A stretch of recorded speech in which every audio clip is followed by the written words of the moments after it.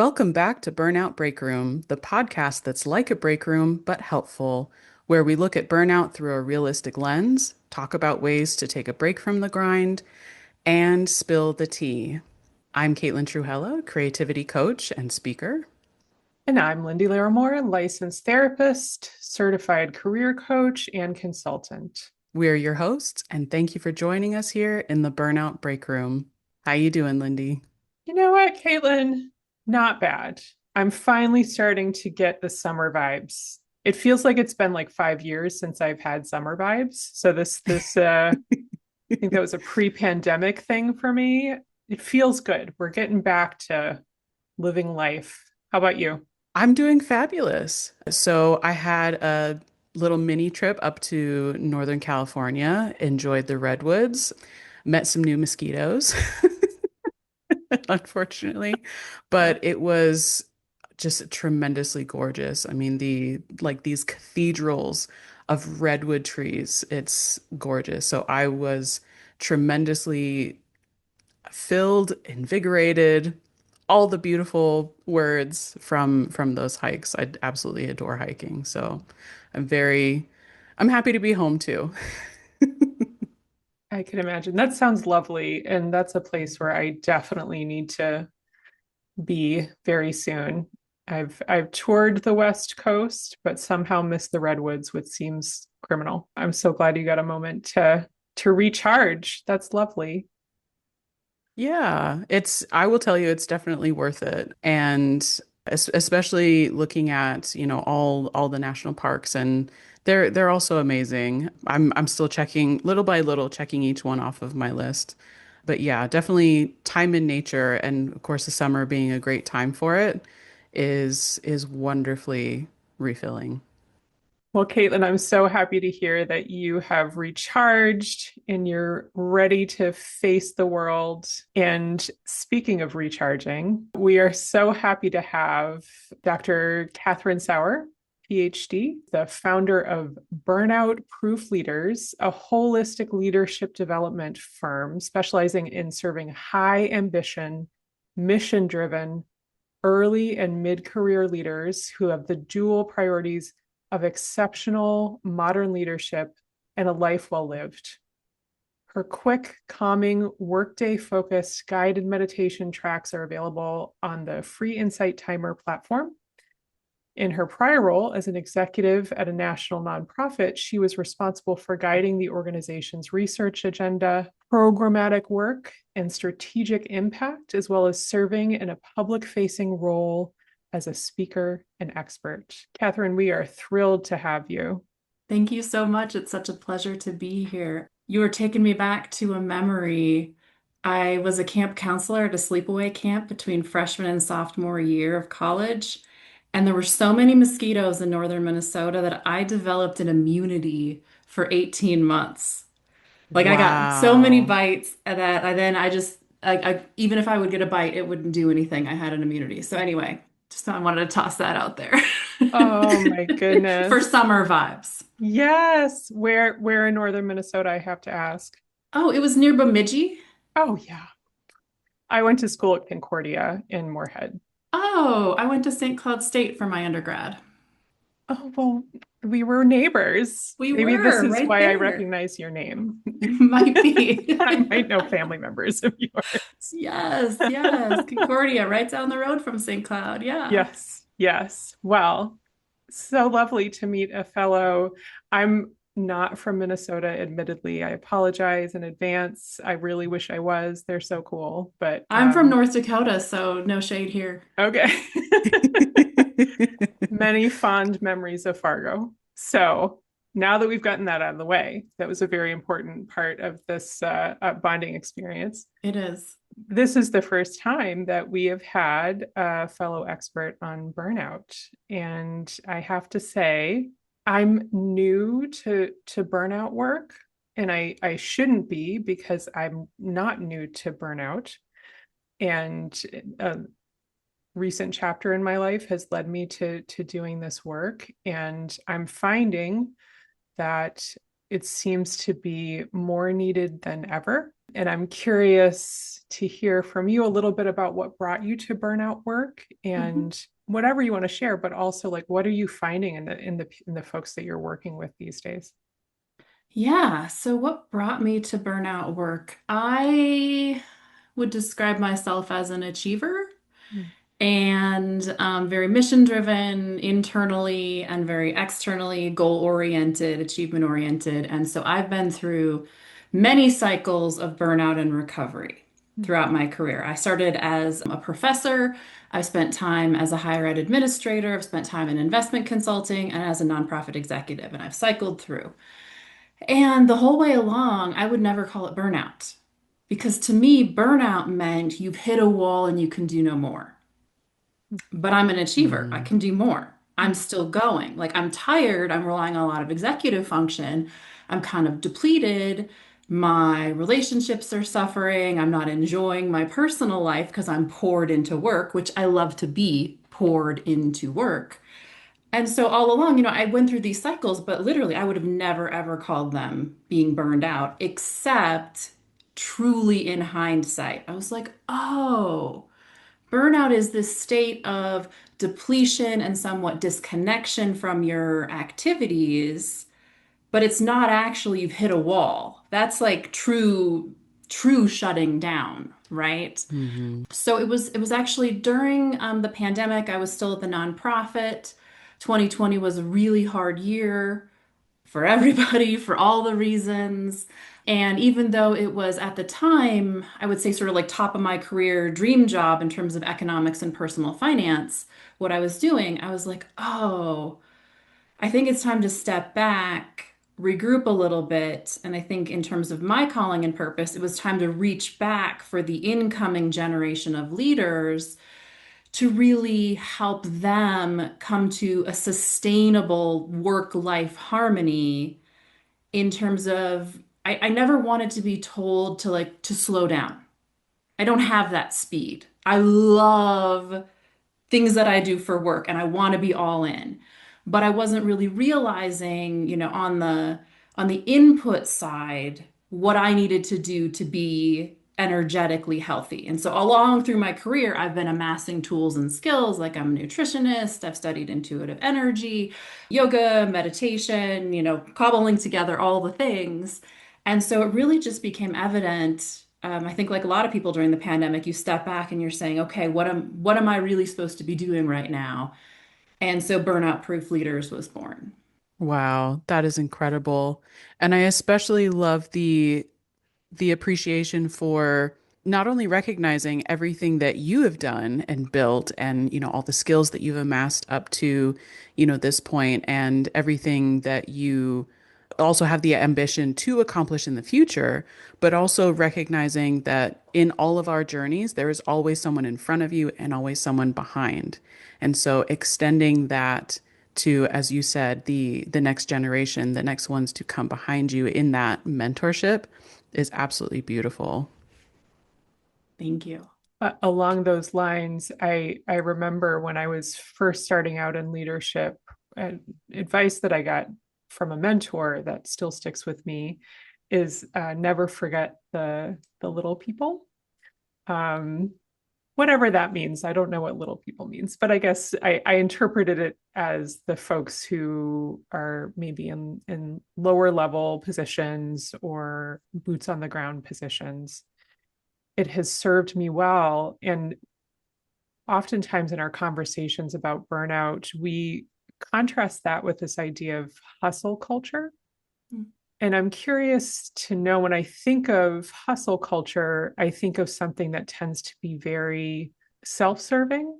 And so I'm curious to know how you came to this idea of like looking to those who are coming, like the folks who are newer to whatever field we happen to be in, and how you balance the burnout too of like being a mentor while also running a business or a foundation. So I'm an economist by training, and so I'm actually like a systems thinker Mm, is how I approach just about everything. So when I think about burnout, I think about all the contexts that drive it. And I'm getting to hustle culture, I promise. So I think about the macroeconomic context that everything resides in. So Mhm. how we've set up our economy such that if you want access to healthcare, you need insurance, Yeah. unless you're independently wealthy, right? But most people need insurance, and most people get their insurance through employment. Okay, so there's already this interesting constraint here, right? And our whole social safety net, fills in the macroeconomy, right? And then there's the context of your employer, since most people work for an employer. And there's the rules and the policies and the deadlines and the systems and the norms and all those things that contribute to your well-being or lack thereof. And then there's the level that's you as the individual and what you can do and control. But I like to think of it as it's not in isolation. So even though I'm doing all my inputs for well-being, and hey, even if my employer has like a really great webinar one day, are they changing my deadlines? Are they building in Slack? Are they building in appropriate time to do my work? Or are they cutting headcount and now I have three jobs and I'm only paid for one? Hmm. And so I think hustle culture fits within this broader context. And so maybe for me as the individual, maybe it is all these external pressures, and I'm not strong enough or resourced enough to push back on all of society. And so I get caught up in this grind because I'm seeing these messages everywhere around me. And when I look for well-being role models, it seems like, oh, that's a really great influencer who's now self-employed and has the space and has the luxury, but who's doing this within the system? And so I felt very clearly that it's useful to be sharing the knowledge and the information, but also from within the context of the system. So to your question or point about, how do you balance it all? How do you make sure you're not burning out and are focused on your own well-being while running a business, while doing all these things?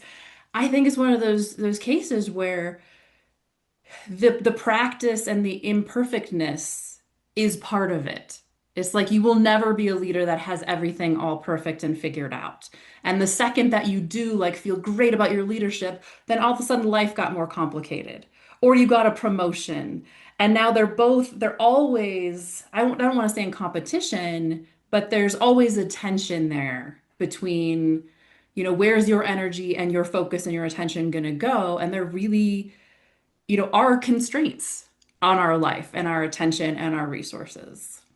Katherine, I am just so thrilled to hear you say all of this. And you work specifically with nonprofits. Is that in an area of specialty for Not you? exactly. So my Okay. folks all have an inner mandate to use their professional skills for positive impact. Oh, So they're often found at nonprofits, yeah.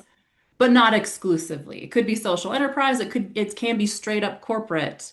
Mhm. They are just feeling like they're doing something good with their skills. Let's say, even if they're, director of accounting, you might not Mhm. think, well, how are you making the world a better place? Well, they know. They know if they are. It's Yeah. that inner drive. And that's where really depletion can come from especially high achievers. And you have this inner drive to make the world a better place, and you have skills and you can do it and you like to do it. And so, like, why do you want to stop? Well, you don't want to stop.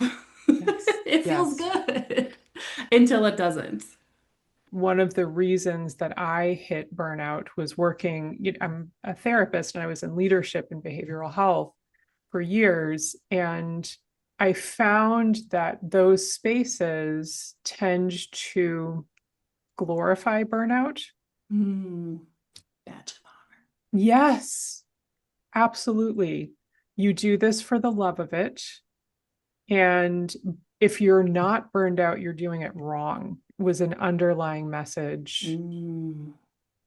And I'm wondering if, first of all, if that, it seems as if you've come across this before, and how do you work with the helpers to say burnout is not a direct result of your work? Exactly. Yeah. Yeah, I would say it's widespread. Mhm. I'd say it's more pervasive in the nonprofit sector than the corporate sector. Yeah. Yeah, there's this myth that self-sacrifice has to be a part of the helper community Mhm. ethos. And that if you have any left to give, you haven't given enough. Right. So I usually frame this in terms of something called the passion tax or passion exploitation. And there's great research out there about it. It's exactly what you're describing there, Lindy, that mentality and why it's pervasive and how it even shows up between managers and staff if they think, well, you're here because you want to help. So you don't need more money. I don't need to pay you an adequate wage. I don't need to give you more time off because you should be here because of the love. As if somehow helping and making a good life and a good living are not compatible. And I don't know where this goes back to, but it's a myth that we just need to get rid of. Mhm. But it's mindset work to actually transition that internally. That's your internal work. And working with a coach or therapist, of course, can help that. But again, going back to the culture, you often are fighting against norms within your employer, norms within society. Yeah. Yet we have different interesting standards, right? We think it's okay for a physician to make money, Mhm. but why not other kinds of healers? And so it's Hmm. just this weird construct that we've come up with too. We've like Yeah. separated into classes. And I think, internally we just have to decide like, oh no, it's okay to make money and help people. Yeah. In fact, isn't that better? I do have a theory that it's very gendered, Mm. that I'd buy that for $1. yeah, that the helping professions have often been fully staffed or founded by women, people of color, folks who, I think, especially when we think back to the original social work movement, which was so vital and so important, and the only reason why folks have access to therapy, right? Like without the social work movement, folks that aren't wealthy can access therapy. It's so important. And it was founded by some really amazing women, and it has continued to be paid with the assumption that this is a side gig, it's a side hustle. You are not the main income. You don't really need benefits, right? Because you're married to a man who has benefits, right? Like that's how that works. So that's my that's my theory. I think it's got legs. Mm, mm, Yeah, definitely exposing the antiquated view of such a system. And I wanted to ask you, Katherine, when we're talking about having the motivation and the drive to make the world a better place, do you think that part of this form of mechanization against these folks in the workplace is also recognized as we were talking about before, having ambition? So, in other words, when an employer sees that somebody on their team truly cares about the work that they do, not just coming from a place of integrity, I want to do a good job, but also wanting to make the world a better place, having that used against them to, try and get as much work out of them as possible, is there a connection there? I would think so. I actually think there might be some research on that employers sometimes, if you recognize it, managers might unintentionally draw upon that or manipulatively draw upon that. I can't cite the research off the top of my head, but I believe it does exist that you're pointing out. Absolutely.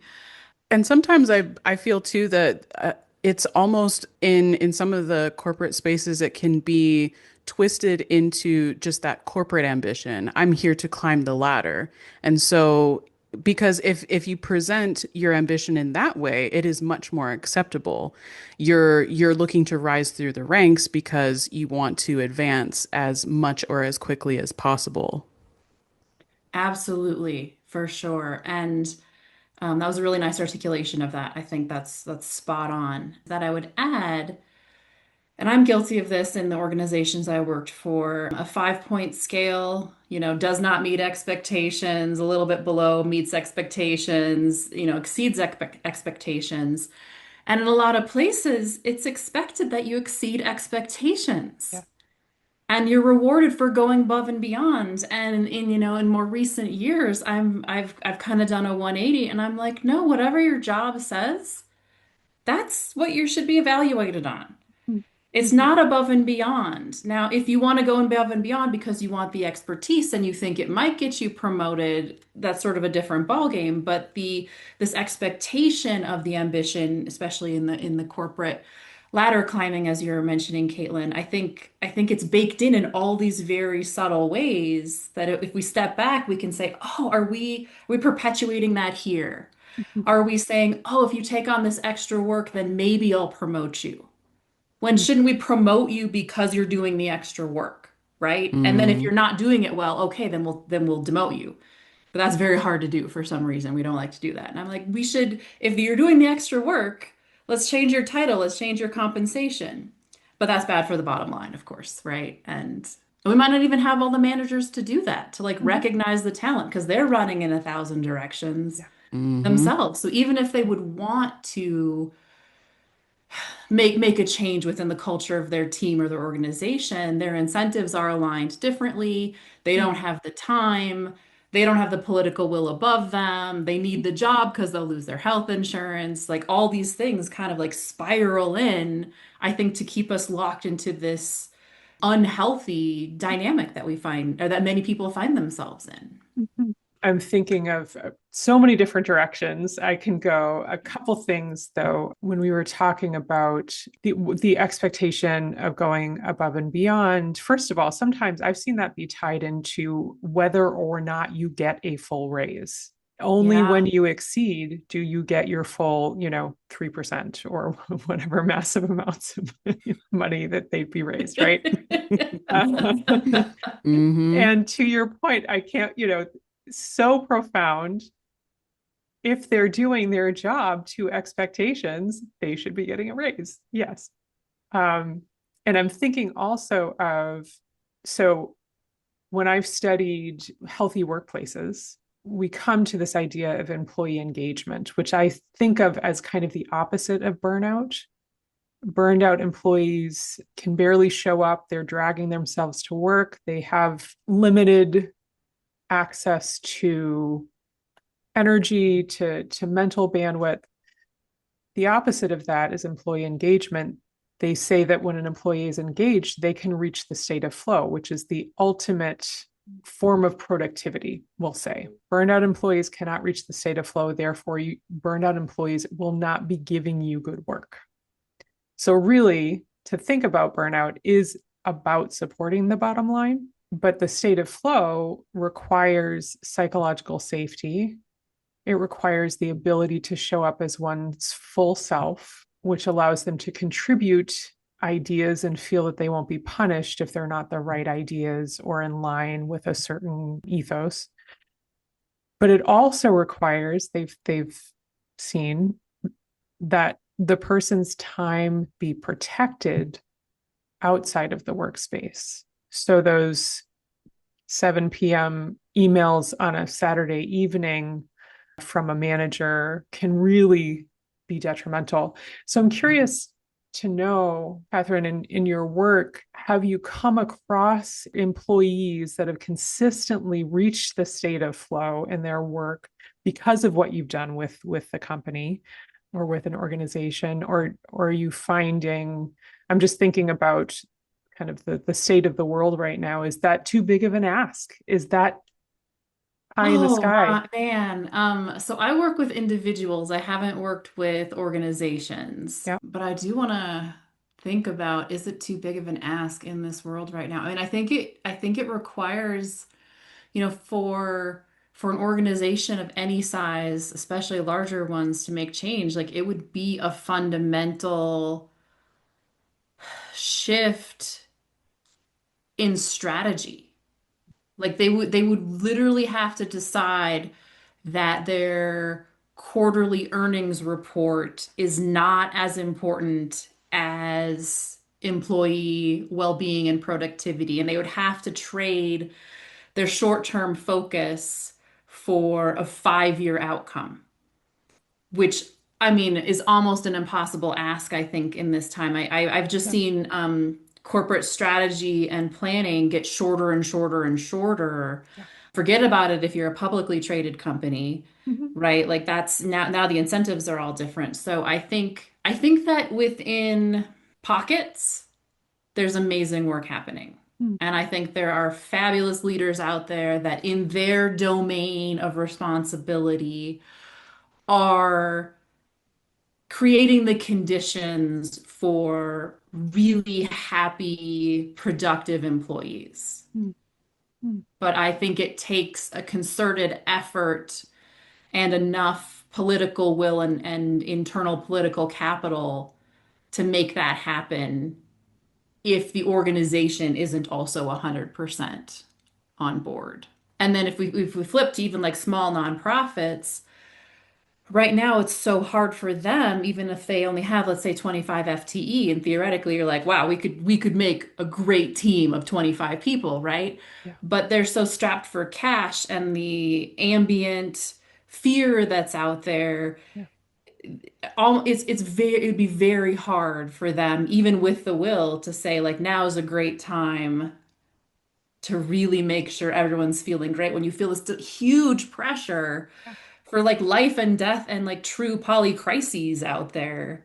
I think it's a challenging situation to be in, and I think those of us that have the ability to be well rested, have a great regulated nervous system, to take that out to everyone in the world, everyone that we meet, and give a little bit of that from our energy and hope that, it inspires individuals to take the ownership that they can, the sovereignty that they can for the changes that they can make in their space, even if the rest of the context is stacked against them.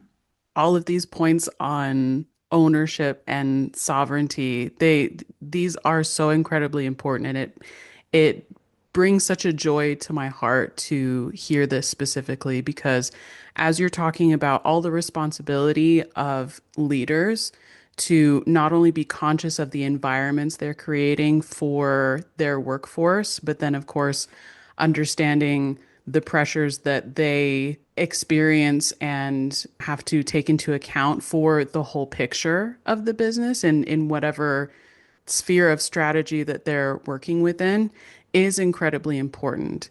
And part of what I love so much about your work is in that same vein, acting as an example. They're recognizing all these responsibilities of leadership, but then recognizing also this is why we have to take care of ourselves because we can't lead from a place of holistic understanding, empathy, and all the things necessary to maintain and empower that workforce if we are not okay.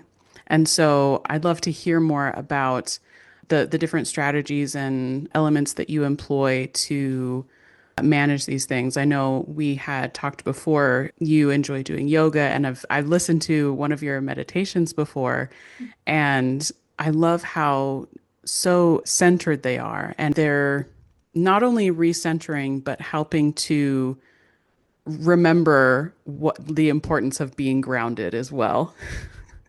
Sure. Oh, all the things that I have amassed that I need. So, one of the things I had to get over, and this is my preface, is that this makes me high maintenance. It's this belief that I have in my head because I come from the Midwest. And in my family of origin and people around me, like there are women that are high maintenance. And you don't want to be a high maintenance, like whatever. All right. So I see some nods. Yeah. You're at least picking Mm-hmm. up what I'm laying down. All right. Yes. So Yeah. one of the things that I had to work with inside is like, no, whether someone thinks this makes me high maintenance is irrelevant. Hmm. This is my care and feeding, Yeah. right? And so I came kicking and screaming to yoga. Mm. Did not want to do yoga. I thought yoga was super dumb because I was a dancer and I was like, I don't need the flexibility. What is this? But I had a knee injury that I got because I ran too much. My body hates running, but I did it. And so I had to rehabilitate myself with yoga. And what I realized through time, and I hated it for a long time, let's just be honest. Like I just did it because I was like, this is the thing I can do. But I realized like, oh, this is really good for stress management. This is really good for my nervous system. This is really good for all of that. Like when I would first lie in Shavasana, which is at the end of a yoga class, and they were like, just release and integrate. I was like, F you. I'm gonna like do things in my head because I've got things to do. And I would. I was like actively, aggressively not. So Love all it. that to say, like give whatever a try, right? Like you Yeah. got to try. You got to maybe surprise yourself. So yoga I found to be so helpful. And alongside with that, meditation and mindfulness, I think I started practicing around 2008 and really realizing so much of my mental thoughts are not useful and they're not even mine. They're these stories. You might call it your inner critic, you might call it your gremlins, just the monkey mind. There goes by many different names. And realizing, okay, I really need a practice to get that under control. And there's many different avenues in. So that was very helpful for me. And along that way, nervous system regulation. Like I just started learning about stress and what stress physically does to the body, chemically does to the body. And so breathing practices, of course, the fastest way to regulate your nervous system. But the grounding, the centering, all the different exercises you can do and guided meditations, Caitlan, as you brought up, are a great way to do that. Just listen to someone and like do the things that they're telling you to do in 3 minutes or less. And there you go.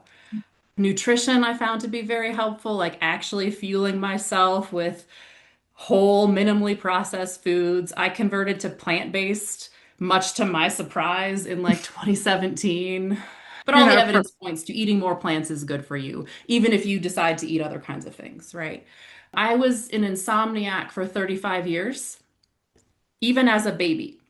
Like legit as a baby, did not like to sleep, would be up all night, sleep during the day. Finally around age 35, I like did all the sleep hygiene things and like finally got it to where, now I can usually fall asleep in 5 minutes. Except for perimenopause. That's a whole new fun ball game we'll bring we'll for bring real. to play. For real. So, I would say that like a lot of the practices are all the things that you've heard about. Mhm. There's no hack here. That's, I guess, the bottom line is you need movement. I love yoga. I love dance. I do resistance training. I try to get a walk in every morning. You got to eat well. You got to sleep well.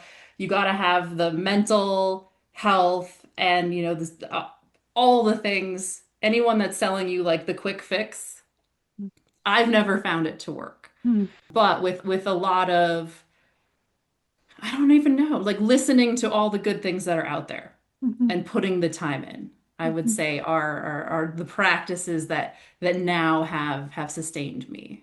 I was going to say, I'm surprised they haven't kicked you out of Minnesota for the plant-based diet, but good for you for Well, I'm in Colorado now, so they're very welcoming. there it is. There it is.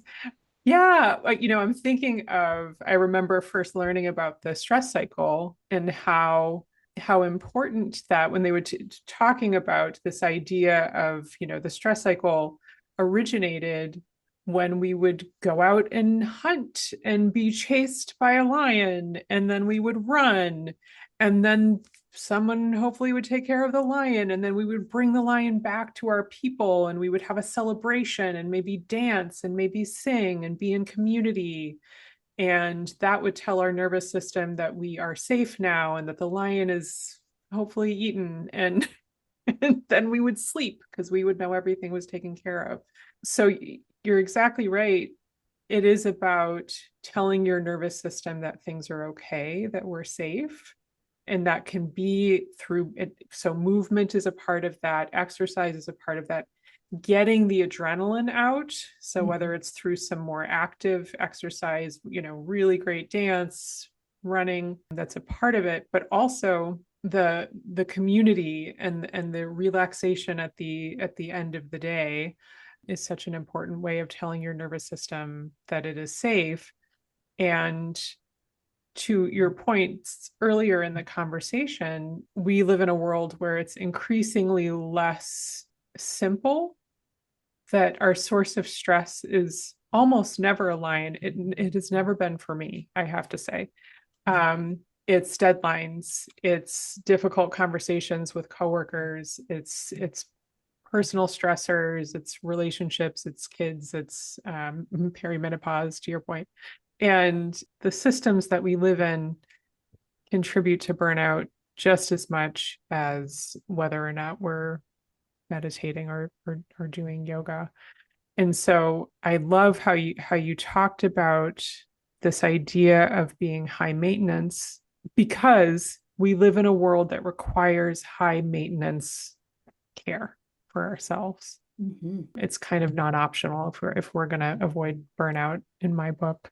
When you first started practicing high maintenance care, what was your, if you don't mind sharing, like your inner critic or monkey mind telling you about putting this kind of time aside? Yeah, I really had to realize that it was ingrained in me from a very young age, kind of just ambient in the circles I lived and ran in the Midwest, Mhm. right? And I think just through some of the skills from mindfulness training where you recognize that thought. And then, sometimes if it's a certain inner critic that always brings it up, you might, maybe, I don't remember if I named them. Sometimes I name my inner critics, right? Where Yeah. I'm like, oh, you're just Debbie Downer, or like, oh, you're just, oh, that's the high maintenance Midwest, inner critic again. Like, I see you there. And when I do inner critic work, I always like to acknowledge, I know your one role is to keep me safe. Yes. I know that's the thing you want most. And you think that if I do this thing, people will say I'm high maintenance and they'll judge me and I'll lose all my friends and no one will love me and I will die alone.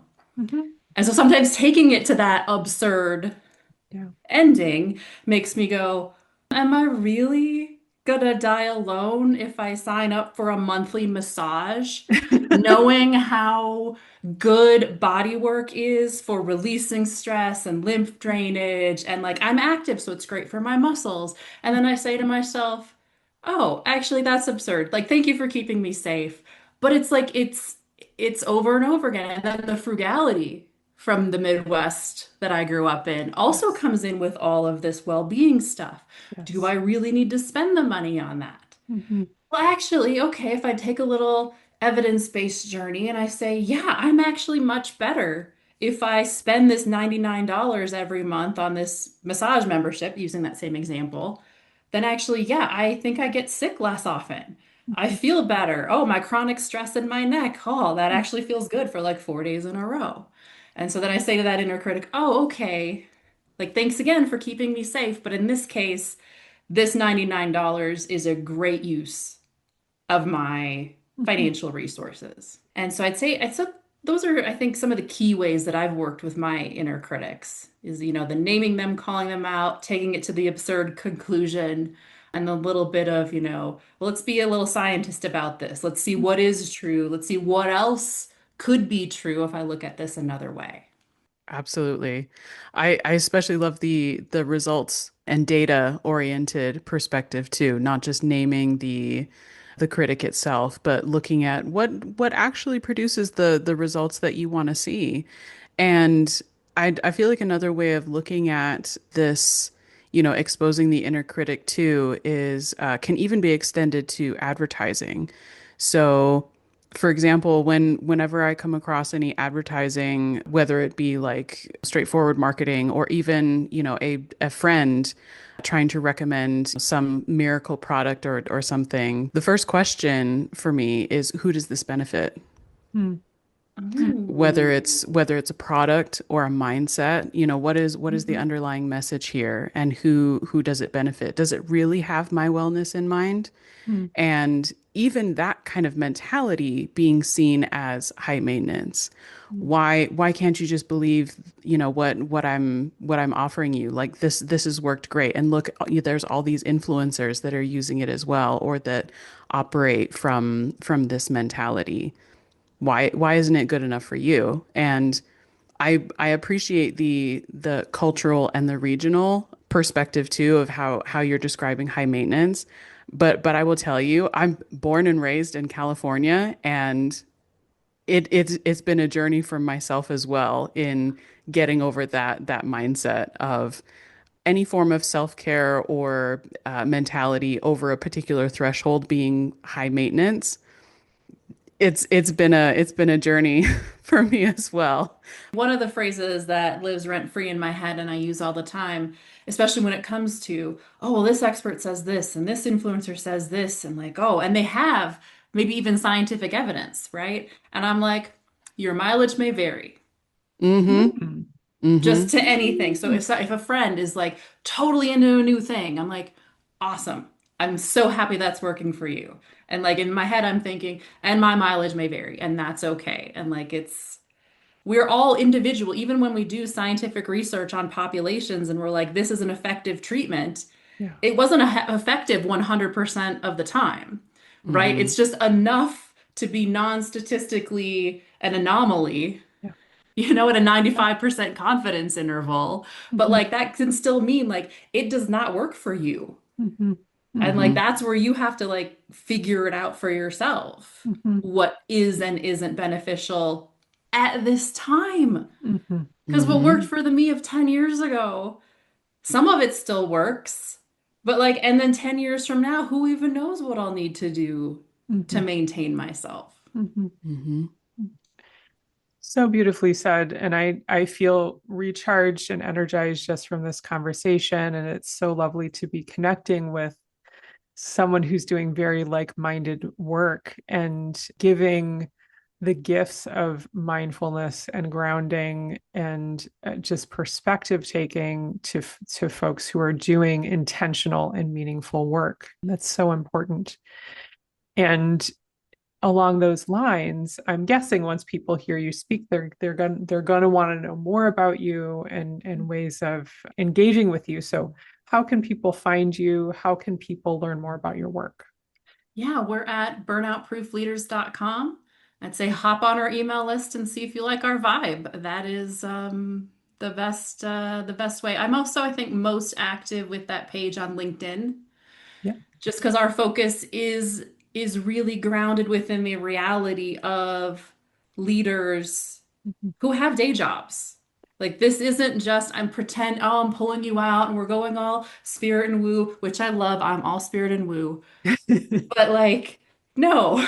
You have a deadline. You are giving a talk. You do have to, you know, terminate someone's employment today, and you really don't want to do that. You have a toxic coworker. It's all of that. And oh, you're also trying to craft your life. So it's very much the the road tested tools and mindsets and managing your energy. And sometimes it's just learning new skills, right? As a leader, like some of it just is, oh, we can help you deal with ambiguity. Mm. That's a concrete skill with concrete milestones that you can practice in place and get better at. And Mm. then maybe that takes some of your stress away. Mm. The actionable steps to stress management. Absolutely love it. Thank you, Katherine. And especially in a space like LinkedIn, I know that your content and this information is so very much needed, so needed. And we sincerely appreciate you coming to the break room to lend your expertise. It has been a beautiful conversation. Lyndie, when you are not in the break room, where can people find you? You can find me at lindylauramore.com if you want to learn more about my work as a career coach and burnout coach and my consulting work. And you can also find me on Instagram and Facebook at Lyndie Laramore. But also, please check out our Burnout Break Room pages on Facebook and Instagram and Threads Hmm. and TikTok. We're doing some great summaries of our work and also some fun things along the way. Caitlin, where can folks find you when we are not in the break room together? So people can find me at editsingreen.com. And they can also find me on basically all the socials, Instagram, Threads, TikTok. Yeah, so everything from creative coaching, if you're looking for ideation sessions, and I do book editing as well. I love conversations with authors. And yeah, I love supporting artists in every stage of their journey. Well, wonderful. So lovely to be able to spend time with the two of you today. And thank you again, Katherine, for taking the time to join us in the break room. This was such a wonderful conversation. I wish we all worked together and could hang out in the break room. This would it's a recharge during the day. Absolutely. Absolutely. Seconded. Hmm. All right. Well, take care. See y'all next week. Bye.